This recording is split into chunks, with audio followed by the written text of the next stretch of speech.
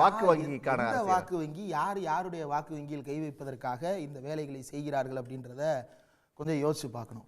தமிழ்நாட்டினுடைய முதலமைச்சர் ரொம்ப தெளிவாக ஒரு ஸ்டேட்மெண்ட்டை இன்றைக்கு பேசுவதற்கு முன்னாலேயே தன்னுடைய ட்விட்டரில் வெளியிட்டார். தமிழ்நாட்டிற்கு தேவை வளர்ச்சி அரசியலா அல்லது கோடிட்டு வேற எதுவும் அரசியலா அப்படின்ற கேள்வியை தமிழ்நாடு முதலமைச்சர் ரொம்ப தெளிவாக கேட்டார்.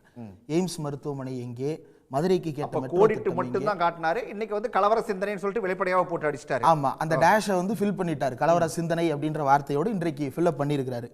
மதுரையில் இருக்கக்கூடிய வளர்ச்சி போக்கு, மதுரையினுடைய இன்னைக்கு முதலமைச்சர் போட்ட பட்டியல் இருக்குல்ல, மதுரையில் கட்டப்பட்ட மேம்பாலங்கள், மதுரையினுடைய உட்கட்டமைப்பு பணிகள்னு அந்த பட்டியல் எடுத்தீங்க அப்படின்னா அதுதான் மதுரையில் இருக்கக்கூடிய மொத்த மேம்பாலங்களின் பட்டியல். அவ்வளவும் DMK. Madurai Mattuthavani bus stand ISO தரச்சான்றிதழ் பெற்ற பேருந்து நிலையமாக அன்றைய காலகட்டத்தில் முதல் முறையாக வேறு எந்த மாவட்டத்தில் இருக்கக்கூடிய பேருந்து நிலையம் பெற முடியாத அளவுக்கு அந்த பேருந்து நிலையத்தை வடிவமைத்தவர் அன்றைக்கு உள்ளாட்சித்துறை அமைச்சராக இருந்த மு.க. ஸ்டாலின் அவர்கள். இன்றைக்கு அவர்தான் முதலமைச்சராக இருக்கிறார். மதுரையினுடைய அடுத்த கட்ட வளர்ச்சி பணிகள் குறித்து இன்றைக்கு பேசிட்டு இருக்கிறார். இதில் அவர் குறிப்பிட்ட அந்த 2 வார்த்தை ரொம்ப முக்கியம், பழைய அடிமைகளும் புதிய அடிமைகளும் அப்படின்னு சொல்லிட்டு.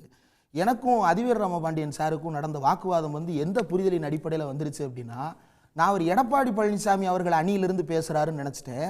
அவர் செல்லூர் ராஜு அவர்கள் அணியிலிருந்து பேசுகிறாரு போல. செல்லூர் ராஜு அவர்கள் இன்னைக்கு ஒரு ப்ரெஸ் மீட் கொடுத்துருந்தாரு, இன்றைக்கோ நேற்றோ கொடுத்துருந்தார். அவர் என்ன சொன்னாருன்னா, எதுக்கு உங்கள் ஆட்கள் போய் அவங்கள பார்த்தாங்க? ஏங்க நாங்கள் யாராவது போய் அவங்களுடைய கூட்டத்தில் கலந்துக்கிட்டோமா? யாராவது போய் ஆதரவு தெரிவித்தோமா? அப்படி இல்லைங்க. ஒரு கொலை செஞ்சவனா இருந்தால் கூட போய் பார்த்துட்டு வர்றதெல்லாம் வந்து மனிதாபிமான அடிப்படையில் பண்ணுறதுங்க அப்படின்னு சொல்லிட்டு சொன்னார்.